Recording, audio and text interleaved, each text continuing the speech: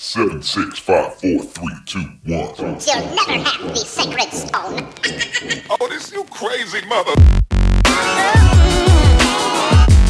The Savachi syndrome, I'm telling you, I'm like, well, holy shit, that was crazy.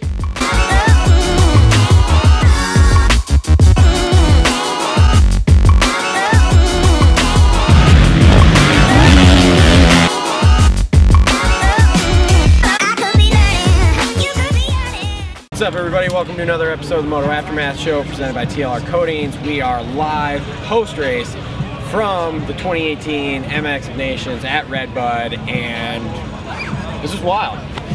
Dude, there was a ton of stuff that happened that we didn't think was going to happen. Like France winning again? Like France won. With a guy that hasn't had a ride in 2 months?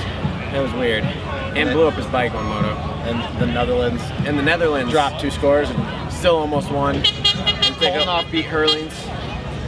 There was a lot of stuff. But anyway, before we jump into all that, make sure to like, subscribe, comment down below. Make sure to follow us on Facebook. Follow me on Instagram. Links, I'll put them at the bottom of the screen here to all that stuff. So you can follow us. I have tons of pictures, tons of videos, all that kind of good stuff from this race. So you can find all that on my Instagram page, on the Facebook page, everything like that. This was, if wild. You've never been to a Des Nations, this is my third one, and this was the craziest. You have to go. Oh yeah. If you're in Europe somewhere, or really anywhere, go to one, because this is, I mean, we're talking about going to Aspen next year. Yeah, there's nothing like this. This is absolutely insane. Seeing all of these top riders from all of these different countries is absolutely nuts. It's fantastic. The crowd, the atmosphere, everything. Oh, it was hype. I would highly recommend the VIP Gold, because we didn't do that. We just bought regular tickets, but the VIP Gold, they got a bar, and it rained. Basically, the weather's kind of the story of the weekend here. Yeah, it leveled off after rain and downpour this morning, and it was pretty good. But I mean, as you guys can see, I don't know how much you can see right now, but I mean, the track is literally like almost calf deep going on straight. It is pretty wet. It was really wet in practice this morning. Yesterday rained on and off. The MXGP qualifier the track was good. After that, it got just wetter and wetter and wetter as the day progressed. We've been having storms here for like a good week, people. Yeah. So, but I would say for as much rain as we got, it turned out okay. Come moto time here, it was good. Oh yeah, it definitely shaped up. You know, good shout out to Tim Ritchie and the crew. They definitely were working tiresome hours and stuff. And I mean, they were out there with the dozers in between each qualifier, each moto, and they were scraping and blading, and it almost got to the point that we almost thought we might have to put a little bit of water down in some sections because they were doing such a good job. But it was absolutely awesome. So I guess we could just start kind of running down with some teams here. Let's start talking the weekend. Team Puerto Rico, everybody. Hey, we made the we made the A-main. We qualified. We qualified. They qualified in the B final there. K-Dub almost leads a lap. I was gonna say Wyndham starts second. It runs second for a few laps, then runs third for a long time. Only after Sipes passes him. Yes, and then ends up finishing fourth, and they qualify in. After that, the greatest moment of the weekend. Greatest moment of the weekend. Travis Pastrana did do a backflip, and I didn't get it on tape. It's kind of behind a banner over here. We could see him go off the jump, and we knew what he was gonna do because they stopped. It was the last sight lap for the final race, him and K-Dub, and it was amazing. We can leave. That's all we need. Yeah, that's it. Okay, that France won. We're out. Cool. See ya. Oh, no. He's coming back. Okay, all right. Yeah, the results weren't great, but we all kind of knew that. But no, that was definitely the moment of the weekend. You know, everybody up on the hillside and stuff, they were loving it. It was crazy. He didn't actually hit it clean. He framed the top of the landing of what would be the double, but it was still awesome. Yep, it was still awesome. Absolutely. So, so let's talk about, Italy almost pulled it off, actually. Oh, yeah. Going into the third moto, we're actually leading, which was, I don't know about you, huge shocker for me. I mean, we knew what Cairoli was going to do, and Churvlin's been pretty good, but Lupino has been very up and down. And I mean, it was a shocker yesterday because Cairoli in his qualifying race actually whole shot and gone. Like straight up demolished Kenny was second, right? Yeah, and he was good 25 seconds back. Yeah, and he was a solid 20-25 seconds back. So that was kind of a shocker. And like I said, really overall for the whole weekend, it was a shocker. Italy, I don't think was on anyone's radar. In any of the shows, I don't think I heard him mentioned anywhere. They probably didn't mention it. They were a sleeper at best. Sleeper for sure. Sleeper for sure. They get their best finish, I think, since well, not 2010, I think like 2009. Yep. So, and then, I mean, next up we have, the Netherlands. I mean, what can you, first off, Hurlings rode off, like, he got kind of screwed in the qualifier. Yeah. Because he went down in the first corner, dead last, behind by at least 20 seconds, and still came back to third, which was an amazing ride, and it was awesome to see him ride. Having not seen him ride before was crazy. And then, I mean, you got Holdenhoff he's got to be the story of the weekend. I mean, he goes 1-1. Goes 1-1 for the MX Open Pretty class. much just on cruise control. Well, no, he went 1-1-1-1. He won his qualifier yesterday. Yeah, he won the qualifier too. And he, actually, to make it even better, he went 1-1-1. Was fastest in his practice yesterday and fastest in the practice today. It was an absolutely amazing weekend for him. And anybody that, you know, when you guys watch it, whether you watch that MXGP or CBS or whatever, if you haven't watched it and you watch this first, just go back and watch the third moto. Hurlings was pushing. I mean, he was hanging it out, trying to beat his teammate. And Holdenhoff just, I mean, he's like, nope, sorry. I mean, where everybody else looks sketchy, some of these deep ruts where the bike would just not plan, it was lifting. Holdenhoff just floated. It may not even been the fastest, but he just would drop in and let it carry him through, and it was just smooth. And second overall in the day, not bad for them, but again, second. But for, you figure, the 250, what's his name? Prado. No. Oh, Trivelin. Bike blows up twice. So they had 2 DNF scores, and still play second. As far as I know, I don't think that's ever happened. I don't think you've ever dropped 2 scores and gotten that high. No, I don't think so. That was insane. That was absolutely insane. So, Prado in the first moto. So, is he as real as I tried to tell you, man? I know you were kind of skeptical. The kid was the real deal this weekend. What I saw this year didn't impress me as much as this weekend, but he was. That first moto, he start second? He started second and passed Hurlings. Passed Hurlings. Granted, Hurlings on a 250, he passed Hurlings. Yeah, and Hurlings up top after the step-up triple, he pivoted too hard and lost traction, but Prado had already passed him at that point. It was nuts. I was impressed by that kid. And then, I mean, we could talk about Team France. I mean, I think we all kind of knew Dylan was going to do good. We knew Dylan was going to do good. Paul-Land, he's had a shit year. For this race. But he shows up for this race. I don't fucking understand. The second year in a row, they do it with a guy who is just Tixier. No disrespect to Tixier, but I mean, and he blew up his bike. Yeah, and he blew up his bike. His first moto, so it was just I don't know what to say. I mean, I don't know. They're the kings of motocross at this point. I mean, I guess you can't say anything. I guess. This was supposed to be the year that they get beat, and they didn't. They put it in. Pulp, they said, hey, they no won't chance. Make the top 5. No, we said the same thing. We did chance. too. Yeah, no chance. No chance. And they won it again, 5 in a row. They're becoming the USA of the 80s. What can you say? So let's take a break, and we'll come back and we'll talk about Team USA. It's gonna be a while. Okay, so Team USA. You wanna talk about this struggle bus, or can we just not and go home? No excuses, people.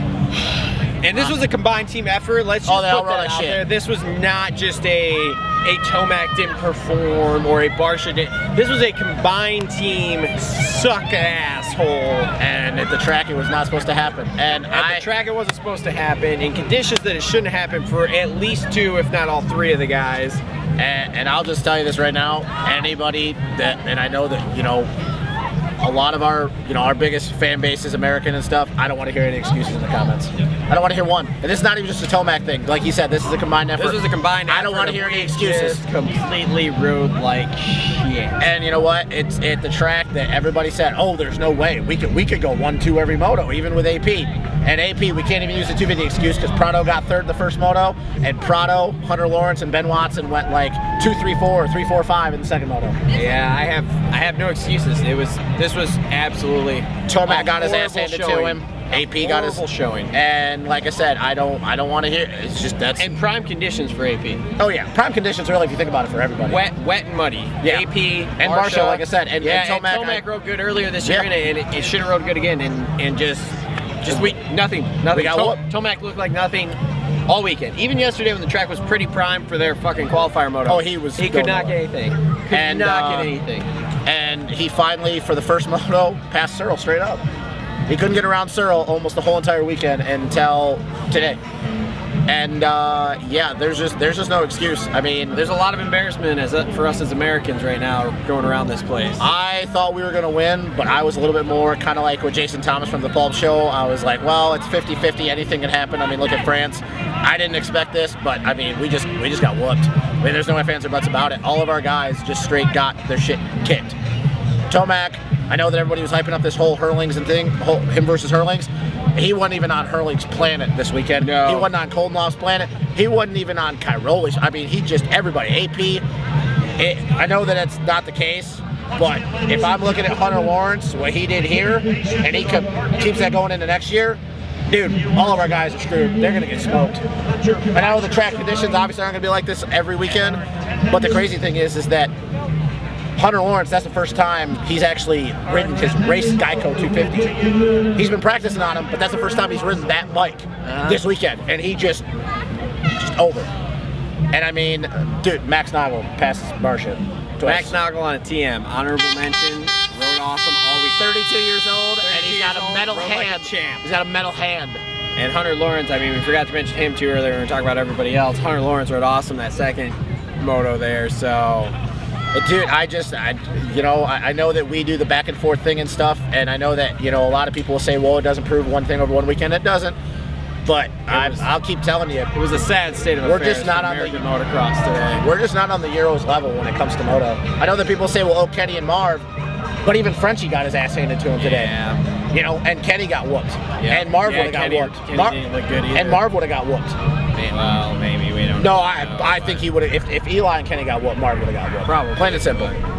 And I don't know. Just a bad day all around for that. So before we wrap this up here, a little bit of a shorter show. Obviously, like I said, we're doing this literally post-race. We're waiting for traffic to clear out, so we don't have necessarily all the information on our hands. But Monster Cup next week. Thoughts? I think Jason Anderson wins. You think Anderson's gonna win? Yeah, I don't think he gets the million, but I think he wins. You think he's gonna beat Marv? Oh yeah, I think he beats Marv. And I think Tomac comes in shook. And that's not me even hating on Eli. I think he's just shook. I think that this weekend was a complete disaster for him. Complete disaster. And I know that there was a lot of conflicting comments. People made, well, is he going to try to go and win? Oh, he's going to do this. I think he's shook. I think Anderson, I think that he keeps, and we're not going to talk about it, you know, the Supercross thing, we'll talk about the previous show, but I think Anderson keeps going with the theme of Supercross, and he backs up for another weekend of why he won that Supercross title. I just do. Kenny's not going to be there. Dude, I don't even know how AP is going to do. I don't know how any of the 250 guys are going to do. I don't know, because AP, Zacho might ride it, Hill might ride it, Savachi is riding it. I think Anderson, honestly, puts the beat down on everybody. I just do. I think Marv wins. I don't think he goes 3-0 like last year, but I think he wins. Does Tomac get a main? Because dude, I'm sorry, he's going to be shook right now. Yeah, I know. I don't know. I'm highly questionable on that right now, to be real honest with you. So, and I don't really know. I could see Anderson winning one, but I think Marv's gonna. Because Marv's been motoed down on Soupy for a few weeks now. The last time I checked, so yeah, Marv will get the overall. So yeah, I don't know, guys. That's a chunk of wood. That is, dude. Holy shit! Jesus. Anyway, but yeah, no, I think Anderson wins, but I can see Marv winning. I mean, it's basically you're splitting hairs at that point. Does Jet Reynolds win the Super Mini class? I don't know. I think he's been riding his 125. He's only been riding the Super Mini. He walks, and then I think Pierce Brown wins the All-Star pretty much with ease. Even though I'm really interested. The Pierce Brown. I'm interested. They got a EMX2 kid, Brian Moreau, who rides for the Bud team, coming over to race that race. So I'll be curious how he does. But yeah, no, it's gonna be interesting. But yeah, guys, we lost at the track. We didn't even get on the podium. We didn't even get in the top 5. Yeah. So, but we had a great time. Oh, this was amazing. This was awesome. Like I said, this is my 3rd one. This was his 1st one, and dude, the conditions, we didn't let it ruin it. And like I said, make sure to follow us on all the different social media avenues. You can follow us on Facebook. You can follow me on Instagram. I'll put those links here one more time as we're wrapping this up. And make sure to like and subscribe on here, because I have a ton of footage I'll go through, and over the next 2 weeks here I'll put a video out kind of showing a whole bunch of it off. And like I said, I have a ton of pictures to go through and everything, so it'll take me time here over the next couple weeks. And obviously we have Monster Cup, we have Red Bull Straight Rhythm coming up. Oh yeah. Which we'll talk about that next week when we wrap up Monster Cup. Then we'll touch on Red Bull Straight Rhythm. Anything else? Any more honorable mentions or anything you want to talk about from here? No, just the fact that even though I didn't think we were going to win easily, I'm still in shock, and you know how I feel about GP guys, that they're better than a lot of people think, and I'm just Koldenhoff, Glenn Holdenoff. I like Glenn Holdenoff. Dude, you're the fucking man. I know you ain't going to see this, but you are the fucking man. Anstey last year going 1-1. Okay, everybody could say that it was in the rain. Koldenhoff just fucking beat the baddest dude on the planet to this point. Beat it handily. Shit. So good job. Good job. All right, cool. Well, that wraps up another episode of the Moto Aftermath Show presented by TLR Coatings. Again, all the links down below. If you want to support us or you want to subscribe or comment or anything like that, please do that. Share this with your friends. Don't forget, we also have the podcast on iTunes and SoundCloud. And we have more surprises coming. I will talk about all of the kind of off-season stuff I'm going to be working on and where else you're going to be able to find us in the future here. And we will see everybody next week after Monster Cup.